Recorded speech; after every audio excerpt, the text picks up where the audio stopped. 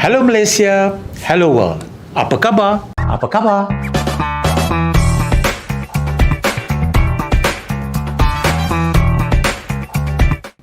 Welcome again to ECM Talk.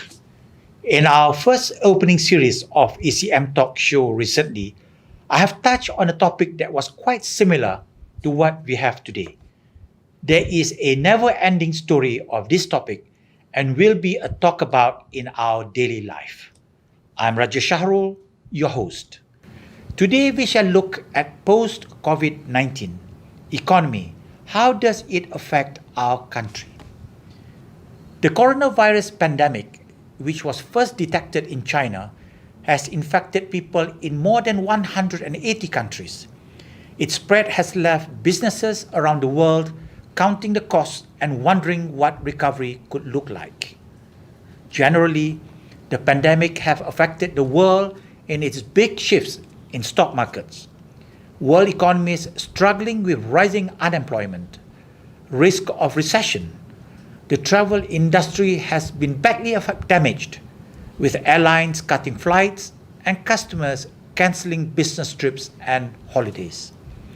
Demand for oil but dried up as lockdowns across the world kept people inside. Retail also saw unprecedented lows as shoppers stayed at home in a bid to stop the spread of COVID-19.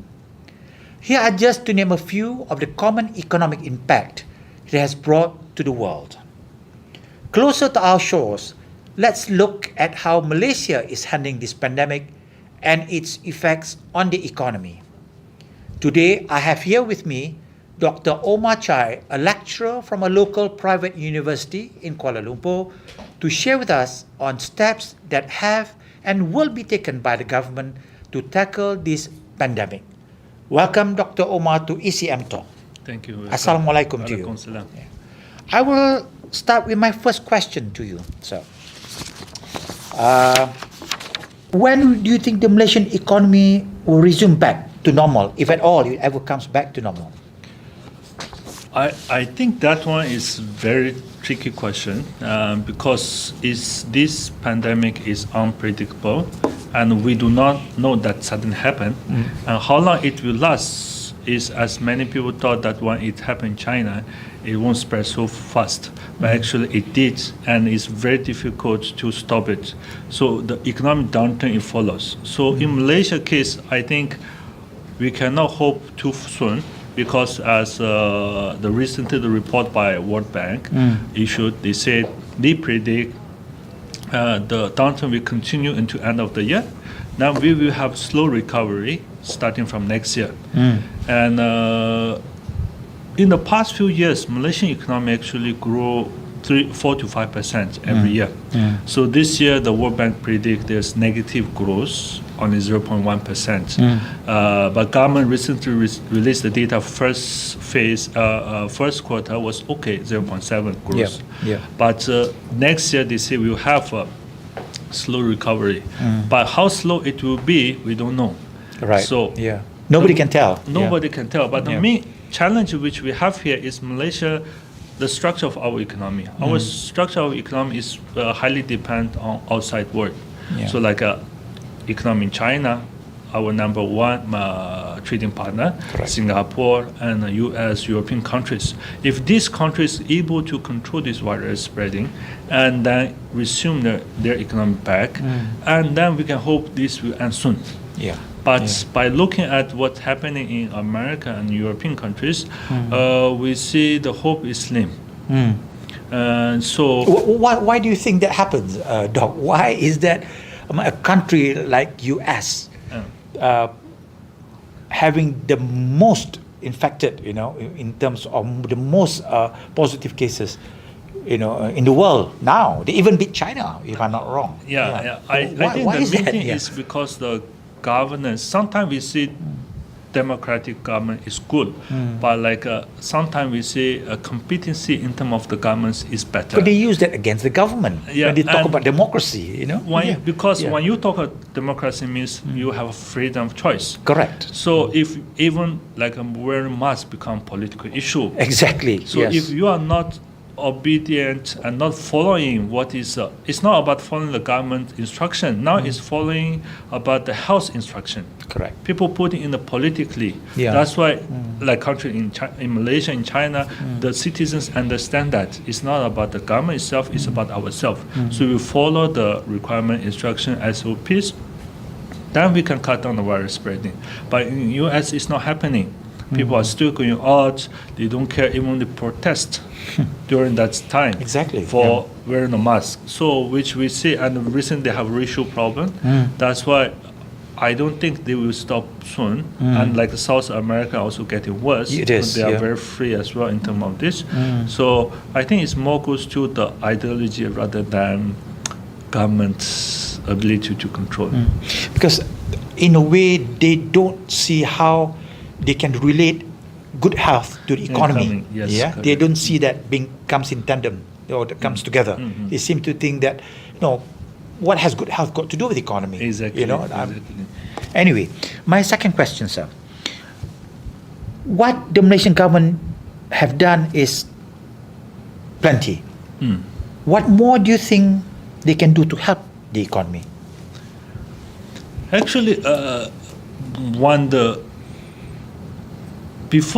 when China was locked down and Malaysia was having few cases, but later on when more cases happening, especially in Sri Petaling, that outbreak, and Malaysia started to lock down MCO, then government reacted very fast. Yeah. They came out with plenty of measures to help people, helping the business, and a lot of people, government, business people, whoever cuts employee pays and workers, they get funding by government. Yeah. And B14 group, the of B40 group also got some funding, and then we have a lot of delay of payment of debt.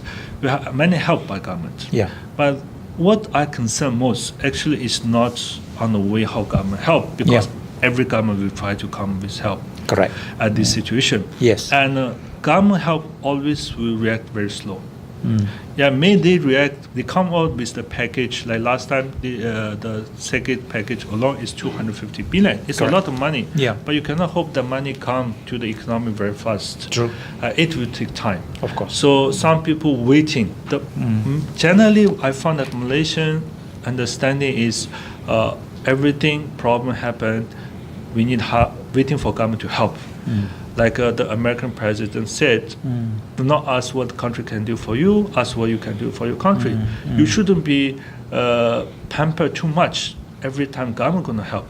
Remember always that what the government spend for you is coming from you. So today they gave you more money, tomorrow they will take back from you. Because government is the government public agency. So I think Malaysians should all think how they can help themselves, rather than how the government can help. Government help will come to facilitate more on if you help yourself.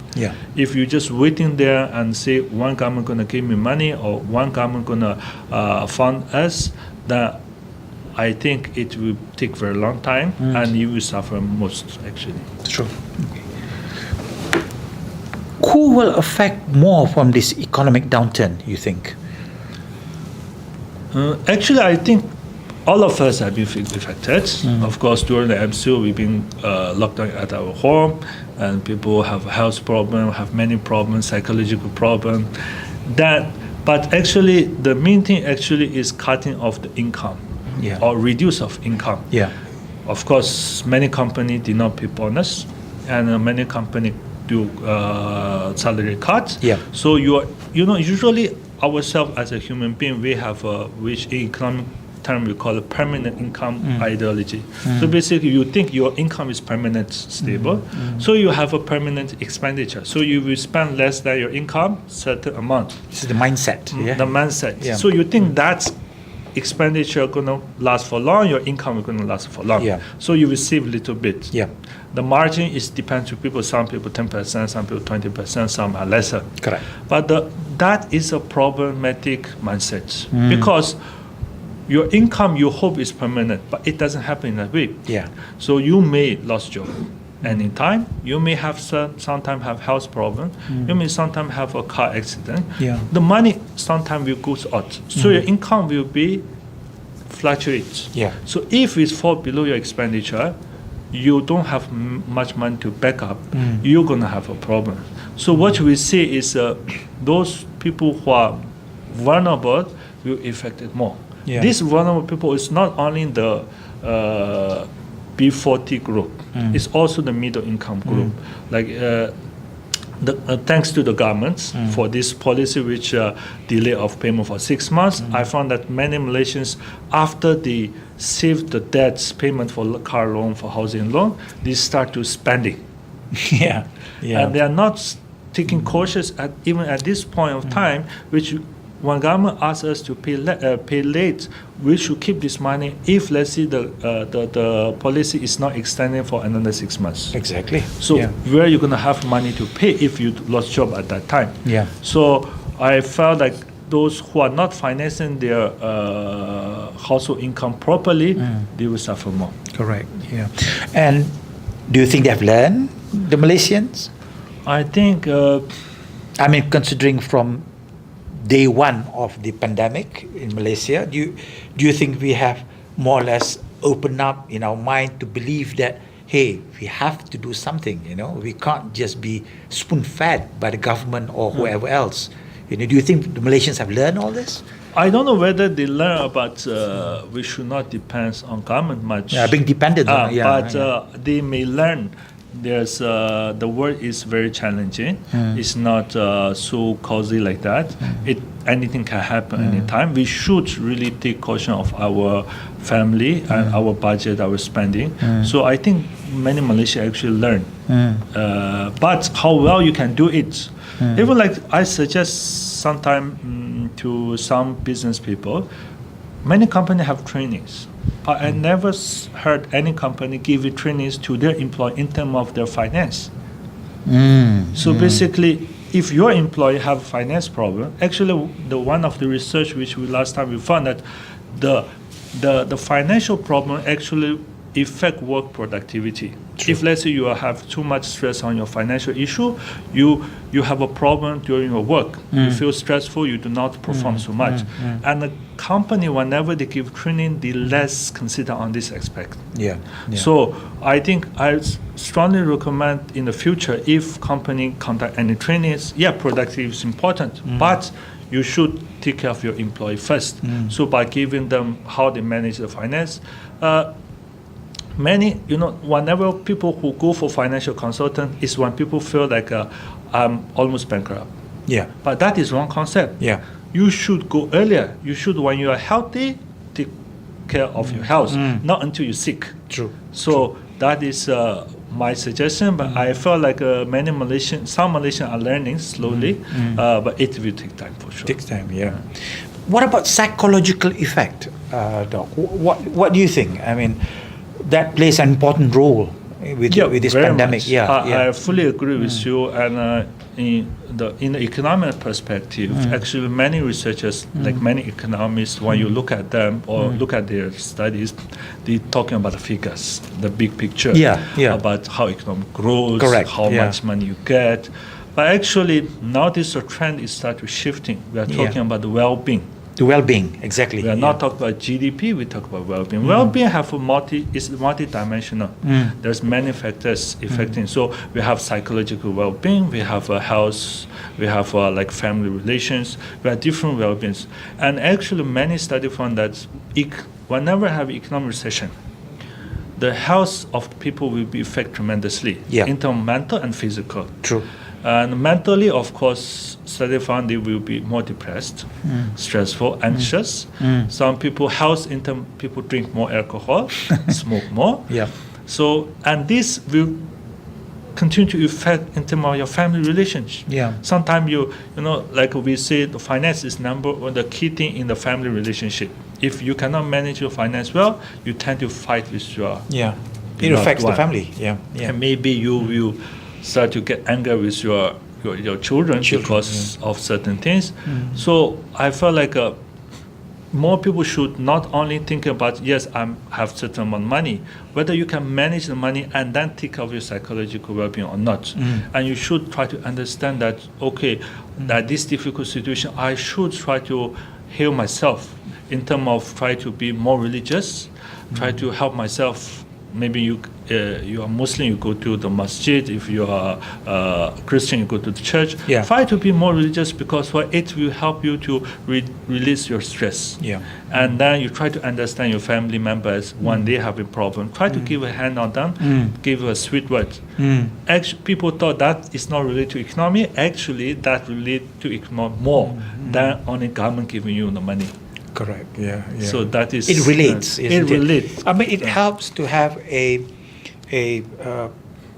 proper communication. Yeah. Yes. I mean, if you're a family, you need to talk and understand each other in a very subtle way.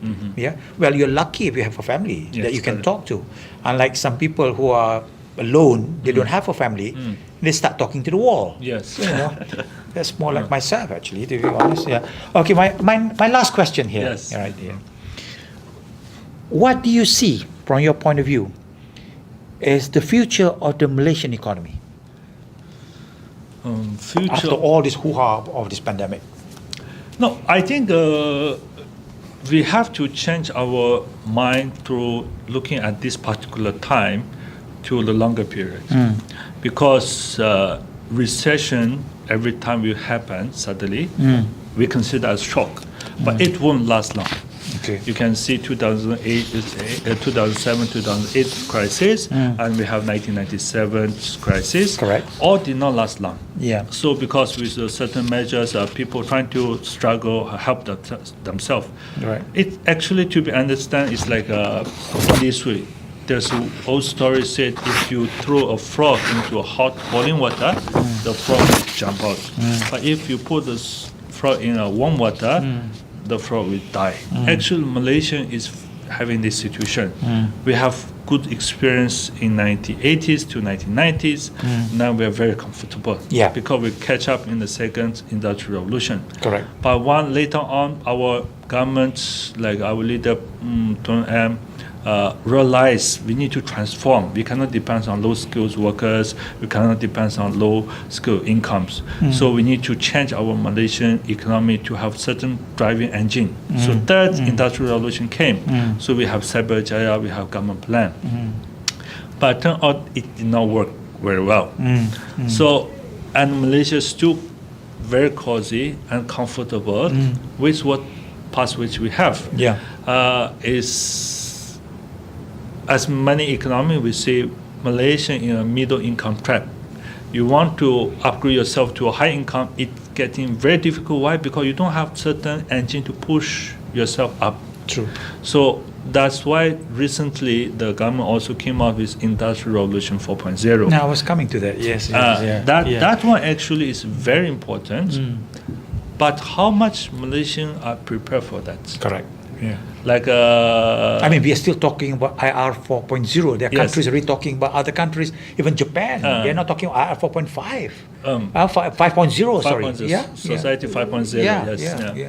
So actually, I felt like one thing I don't agree with Tong M last time was encouraging Malaysians to learn mathematics and science using English. I say it's good policy, but the problem with that is Malaysians do not learn science and do not care about mathematics. It's not because of language.